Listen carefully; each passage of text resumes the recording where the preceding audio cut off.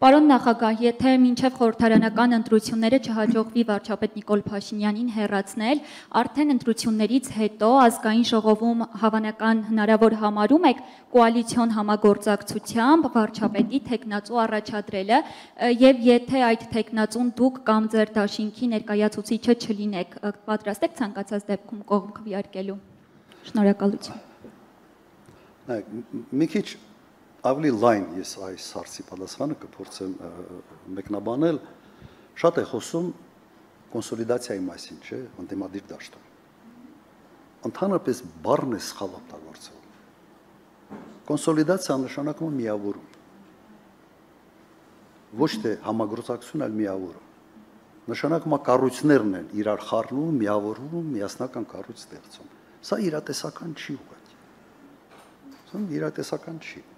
Դրա համար նույնիսկ տերմինաբանության կիրառումը պետք է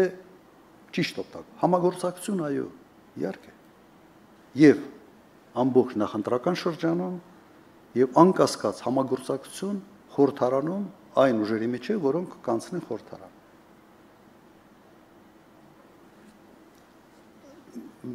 Մեկ գիտեք, իմ մասին բանա, չէ, տարածվում, բանա, այս ավտորիտար եւ այլ, այդպիսի խոսույթ կա։ Եվ օրինակ Factor TV-ն այդ խոսույթի հիմնական դրոշակատիրն է, ինչը նորմալ է, բայց մի հատ փորձենք նայել առաջի կոալիցիոն կառավարությունը երբ է ձևավորվել Հայաստանում, ում նախագահության օրոք։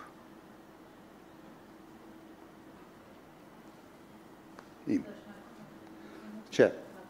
սկզբից չի եղել կոալիցիա, բայց եղել են ոչ ֆորմալիզացված կոալիցիոն կառավարություն հենց սկզբից, երկու դաշնակցական նախարար էին եւ մեկ падգամավորական խումբ կար անկախ падգամավորների, այն ժամանակ կար մեծամասնականն եւ իրենք ունեին այ կառավարության անդամ ունեին։ Փաստացի կոալիցիան առաջի օրից գործում է հենց այն ժամանակ։ 2003 թվին արդեն ֆորմալիզացվեց այդ կոալիցիան, փաստաթղթեր ստորագրելով։ Ասում են, էլի, ավտորիտար։ 98 թվական, ով էր իմ մրցակիցը հիմնական ընտրությունների ժամանակ։ Հիշում եք։ Ես խեմ այդ հարց տալիս, երիտասարդ եք, շատ հավանական է, որ չեք հիշում։ Հաստատ Կարեն Դեմիրճյանը 98 թվականին 98 թվականին իմ հիմնական մրցակիցը եղել է Կարեն Դեմիրճյանը։ Ինչ էր աշխատում Կարեն Դեմիրճյանը, հիշում եք։ Ինքը եղել է Հայ էլեկտրո գործարանի տնօրենը, իր տղան Ստեփան Դեմիրճյանը եղել է պետական սեփականություն հանդիսացող Մարս գործարանի տնօրենը։ Կարեն Դեմիրճյանի շտաբի կեսը եղել են այսպես կոչված այն ժամանակ այդ տերմինաբանությունը կար կարմիր տնօրեններ, то есть նախկին սովետական ժամանակ այդ գործարանների տարբեր տնօրենները, որոնց մեծ մասը սեփականաշնորհել են այդ գործարանները վաուչերներով 93, 4, 5 թվականներին։ Չէ, ավելի ուշ մի քիչ։ Հիմա ինձ ասեք, քրքրեք, հանեք, քանի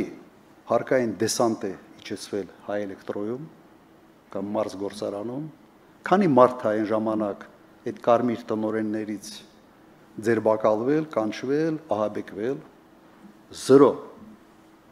Ինչ այդքանը չէինք ֆայմում, կամ կարծում եք, թե մենք չէինք հասկանում, որ ինչ կարգի ազդեցություն կարող ենք ունենալ, օրինակ, գործարանի տնօրենի վրա, որը վաուչերներով, օրինակ, սեփականաշնորհել է գործարան։ Չենք արել։ Եվ ընտրություններից հետո Ստեփան Դեմիրճյանը շարունակում էր աշխատել պետական սեփականություն հանդիսացող գործարանում։ Ստեղ մեկը Մոսկվայից եկել է մի բան ասել է Շմիածյանը, միանգամից կալանավորվել է, որ ստեղ հետ կապ չունի Սամվել Կարապետյանը, բայց ես ձեզ շատ կոնկրետ օրինակներ եմ բերում։ Ավելին, այն ինչ որ չի արվել, հնարավորությունը կար, բայց չի արվել, հնարավորություն ա տվել Կարեն Դեմիրճյանի հետ համագործակցություն դուր ձևավորել։ Վազգեն Սարգսյան, հիշում եք, Կարեն Դեմիրճյան միասին գնացել են խորհրդարանական ընտրություններ։ Հասկանում եք, բաներ կա, որ հասկանում եմ դուք երիտասարդ եք, դա չեք հիշում, բայց երբ պետք է հիշեցնել։ Ձեր հարցին ես պատասխանը հենց սրա մեջ է։ Համագործակցությունը ձևական չի, համագործակցությունը տվյալ դեպքում անհրաժեշտություն է,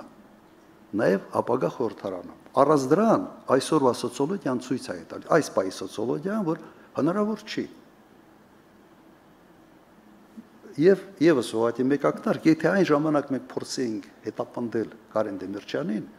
կոալիցիան չի կարա ձևավորենք, որովհետեւ այնպիսի մի հարաբերությունների sense բարդույթ կձևավորվեր, որ հնարավոր չի իրար հետ բանակցել։ Բայց նրանից հետո եւ միասին հանդիպումներ էինք ունենում եւ աշխատել ենք միասին։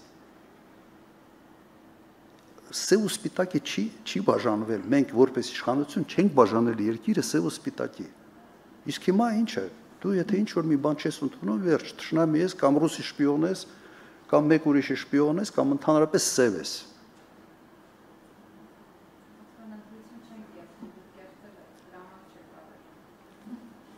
Դե հիմա ասում են, լավ, ասում են։ Լավ, նայեք, հիմա քանի որ ակնարկ եղավ, մի քիչ sense մտնեմ նաև սրա տակ։ Միակ նախագահն են, որը երկու անգամ ընտրվել է, երկու անգամ էլ երկու փուլով։ Կարող է թվերում սխալվեմ, բայց 98 թվականին ես հավաքել եմ առաջի փուլում 36%։ Կարեն Դեմիրճյանը, եթե չեմ սխալվում, 24%։ Կեղծով ենք, ինչ է։ Կեղծեինք։ Այնքան են կեղծել, որ 36% ենք հավաքել, լավ ամոթ է, էլի։ Ու ամենից հետաքրքիրն է, որ այս իշխանությունը անընդհատ է տեզնա բանանում, էլի բրդում առաջ։ Եվ այդ տեզը շրջանառվում է, բանը ոնց որ sense ապրիորի ընդունում է, որ իհարկե կեղծել են։ Որը մեր թափը հերիքել է 36%-ի չափ կեղծել, էլի, հա։ Երկրորդ անգամ 2003 թվականին 48 թե 49% եմ հավաքել առաջի փուլում։ Այդ 2%-ն էր, հա, այս բան խանգարողը։ Sense պրոֆեսիոնալ կեղծողներ ենք, 2% չձգեցինք։ Լավ, այդ հեքիաթները թող գնան ուրիշ տեղեր պատմեն։ Ու իմ առաջարկը նաև դիմումը ձեզ այս sense անհիմն այդ բաների տարածման ողջի չզբաղվել։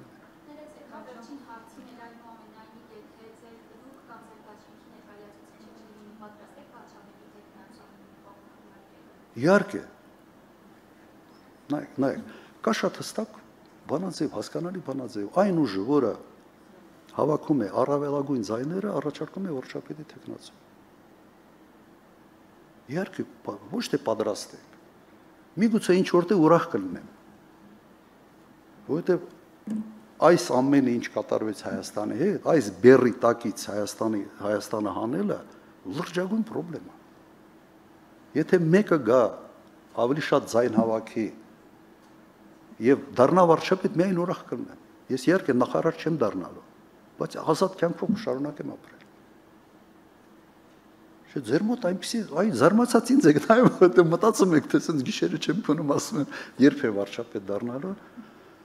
Ես 10 տարի նախագահ եմ եղել եւ նախագահ լինելուց հետո հետաքրքրություն հեշտ չունեի քաղաքականությամբ զբաղվելու, որովհետեւ ուրիշ տեմպով եմ աշխատել։ Լրիվ ուրիշ տեմպով։ Իմ ընտանիքը լավ գիտի ինչ տեմպով եմ աշխատել։